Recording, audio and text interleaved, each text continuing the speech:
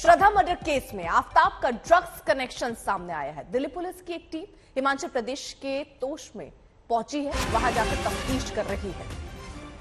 तो जांच में पता चला है कि 6 अप्रैल को श्रद्धा और आफताब यहीं आए थे। पुलिस को सुराग मिले हैं कि आफताब के संबंध ड्रग्स तस्करों से थे। अब सवाल यह है कि क्या उस रात आफताब ने श्रद्धा का कत्ल ड्रग्स के नशे में कर दिया था।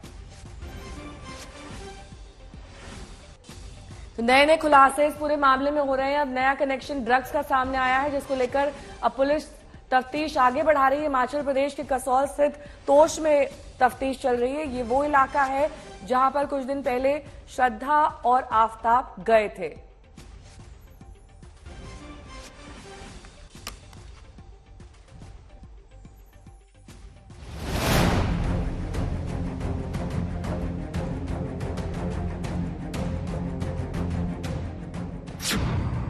ड्रग तस्करों से जुड़ा था आफताब।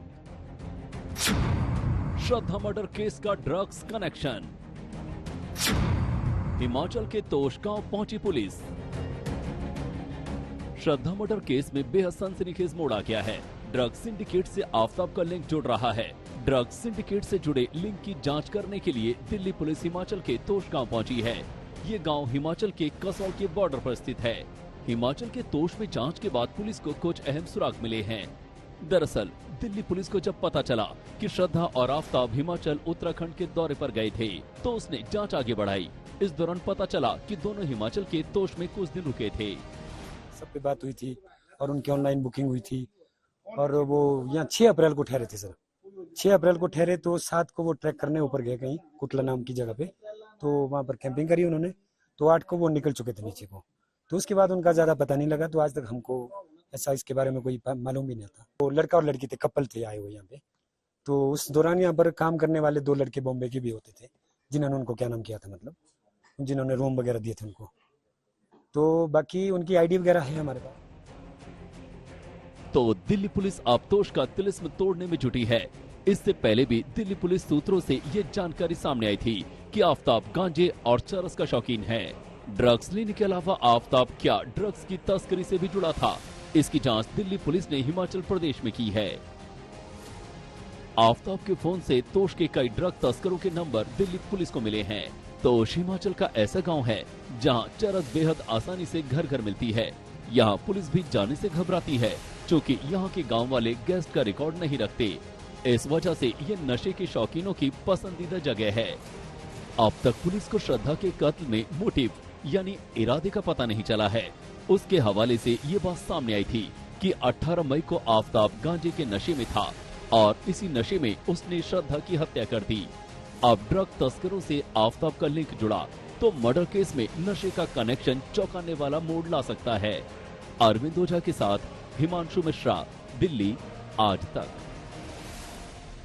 तो आफताब की असलियत और श्रद्धा मर्डर मामले में उसकी हर हरकत से पर्दा उठने वाला है, क्योंकि कोर्ट की मंजूरी मिलते ही आज आफताब का नार्को टेस्ट कराया जा सकता है। आफताब से पूछे जाने वाले सवाल भी तैयार कर लिए गए और अगर इन सवालों के जवाब मिल गए तो श्रद्धा मर्डर केस की गुत्थी सुलझ सकती है। उसने श्रद्धा का कत्ल कब, कैसे और क्यों किया, कैसे और कहां शव को ठिकाने लगाया और सबूतों को कैसे मिटाया, सब सामने आ जाएगा।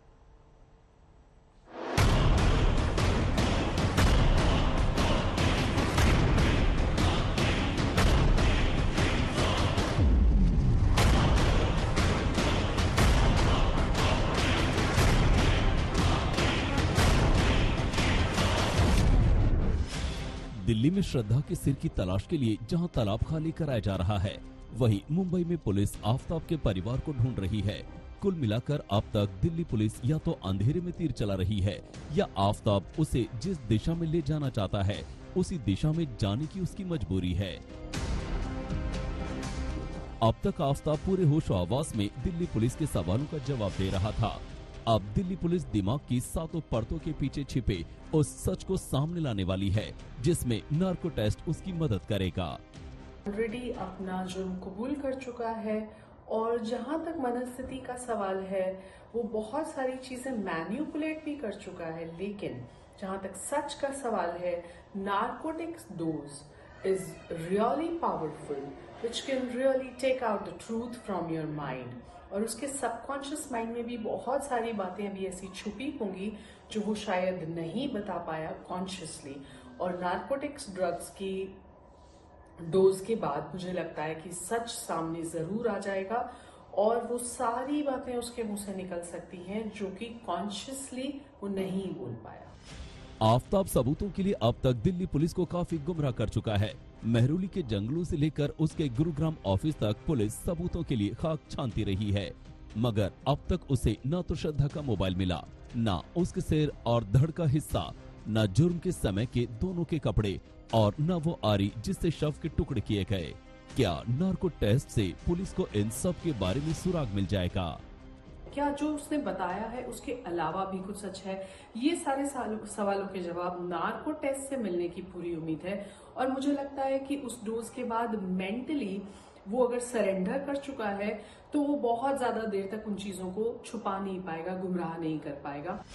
अगर आफताब ने सब कुछ सच सच बता दिया है तो सारे ठोस सबूत अब तक मिले क्यों नहीं?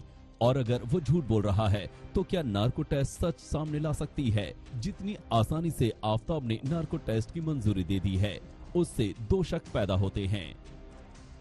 एक तो ये कि उसे पूरा भरोसा है कि वो नार्को टेस्ट में भी सच को छिपा लेगा, और दूसरी ये कि क्या उसने सब कुछ सच सच बता दिया है। सच और झूठ के बीच भटक रही दिल्ली पुलिस अब नार्को टेस्ट के जरिए रास्ता निकालना चाहती है।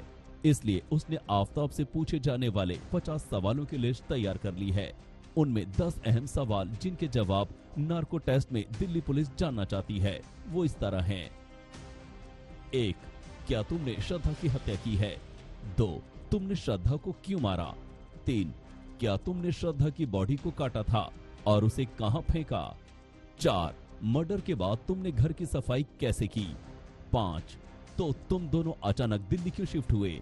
6. क्या तुम दोनों में लड़ाई होती थी? 7. क्या तुम श्रद्धा की पिटाई करते थे? 8. क्या तुम्हें श्रद्धा की याद आती है? 9. तुम खुद को दोषी मानते हो? 10. श्रद्धा के मर्डर के बाद तुमने कितनी लड़कियों को डेट किया? श्रद्धा के साथ आफताब कितनी दरिंदगी करता था, इसकी कहानी श्रद्धा के मैनेजर और दोस्त बता चुके हैं। मुंबई के वसई पहुंची दिल्ली पुलिस की टीम ने उन्होंने जो कहा वो सुनकर रूह कांप उठती है। ये मैंने यही इन्फॉर्मेशन शेयर की कि जो उसके साथ में हाथापाई हुई थी नवंबर में और जो फर्स्ट टाइम में वो श्रद्धा ने रिपोर्ट किया था, बस वही डिटेल मैंने शेयर। उसके बाद क्या किया आपने जब आपको मालूम पड़ा तो? तब मैंने उसकी हेल्प की थी मेरे फ्रेंड के थ्रू, यहाँ पे पुलिस स्टेशन उसको भेजा गया था और हॉस्पिटलाइज कराया गया। क्या इसके पहले कभी श्रद्धा ने आपको बताया कि उसके क्योंकि आप नहीं, उससे पहले मेरे को कोई जानकारी नहीं थी। वो दिन उनके साथ मारपीट हुई थी और उनको चोक किया गया था, मतलब गला दबाया गया था, जिसकी वजह से वो अपने आप को वो घर से बचा के भाग के आई थी। तो उनको इमीडिएट हेल्प चाहिए था, जिसकी वजह से मैं उनको पुलिस स्टेशन लेके गया था। जहां तक नार्को टेस्ट की बात है तो उसकी मंजूरी कोर्ट ने भले ही दे दी है, लेकिन उसकी प्रक्रिया इतनी आसान नहीं होती है। टेस्ट के दौरान मेडिकल बैकग्राउंड एक्सपर्ट्स रहते हैं, उनमें डॉक्टर और एनेस्थीसिया देने वाले से लेकर मनोवैज्ञानिक तक शामिल रहते हैं। आफताब ने अब तक अपने शातिराना अंदाज से सबूतों को मिटाया और पुलिस को भटकाया है। नार्को टेस्ट पुलिस उससे सच उगलवा लेगी, इस पर संदेह बरकरार है। मुंबई से पारस धामा, दिल्ली से हिमांशु मिश्रा और चिराग गोठी के साथ अरविंद ओझा, आज तक।